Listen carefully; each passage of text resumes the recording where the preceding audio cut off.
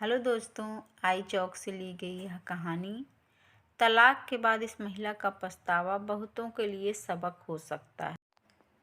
अपने पति को डिवोर्स देने के 2 साल बाद एक महिला ने अपने पछतावे की जो कहानी सुनाई, वो तैस में आकर फैसला लेने वालों के लिए एक सबक है।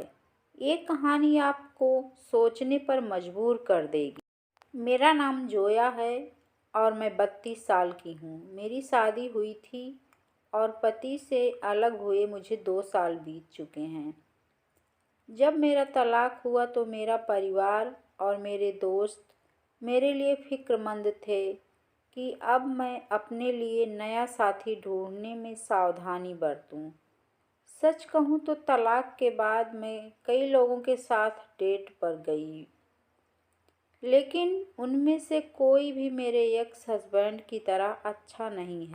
जितना ज़्यादा मैं सोचती हूँ उतना ही ज़्यादा मुझे महसूस होता है कि मेरा पूर्व पति ही मेरे जीवन का सबसे अच्छा आदमी है जो मुझे मिला था। 2 साल में हम एक दूसरे से कभी नहीं मिले। हम पहली बार कॉलेज में मिले थे और एक ही कंपनी में काम भी करते थे।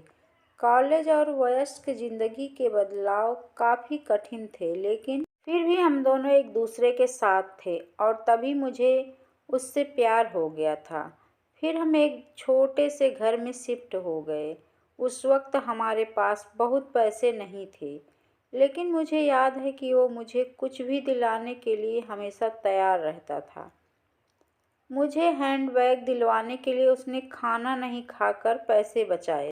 मैं एक बिगड़ी हुई शहजादी की तरह थी, क्योंकि वो मुझे कभी घर के काम भी नहीं करने देता था।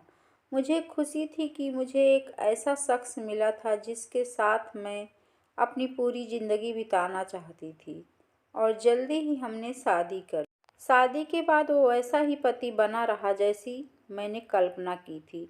मैंने कहा कि मुझे कुछ समय बच्चे नहीं चाहिए, और अपने परिवार का अकेला बच्चा होने के बावजूद भी वो मेरी बात से सहमत था। मैं नहीं चाहती थी कि वो स्मोक करे, तो उसने कभी नहीं किया। जब मैं बीमार पड़ी उसी ने मेरा ख्याल रखा। मैं स्वार्थी और ज़्यादा स्वार्थी होती गई और मैंने उसकी भावनाओं को अनदेखा करना शुरू कर दिया। हमारी शादी में मैं ही निर्णायक होती थी और वो कुछ नहीं बोलता था। मैंने हमेशा यही सोचा कि मेरी इस स्वार्थी रवैये के साथ सहमत होना ही उसका मेरे प्रति प्यार जताने का तरीका था, लेकिन मैं गलत थी। उसके सहने की भी एक सीमा थी।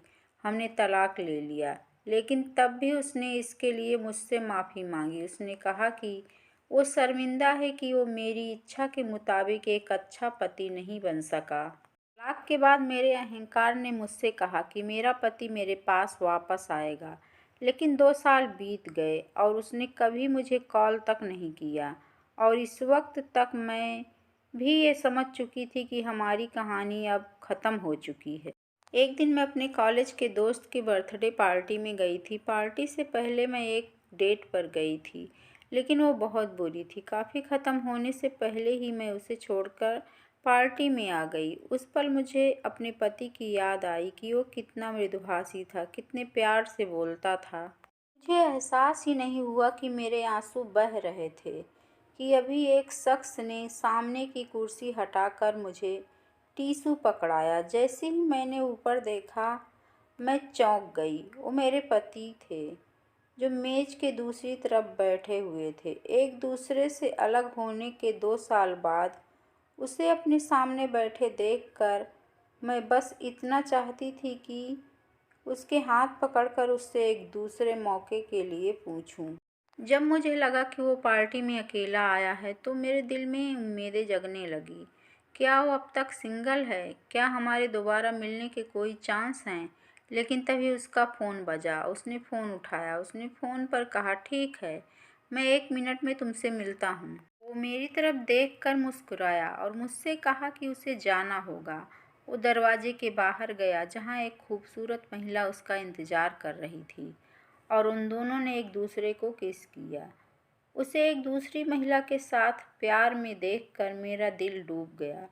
हम एक दूसरे से प्यार करते थे, लेकिन मैंने उसकी कद्र नहीं की, और अब जब वो जा चुका है तो मैं उसे मिस करती हूँ।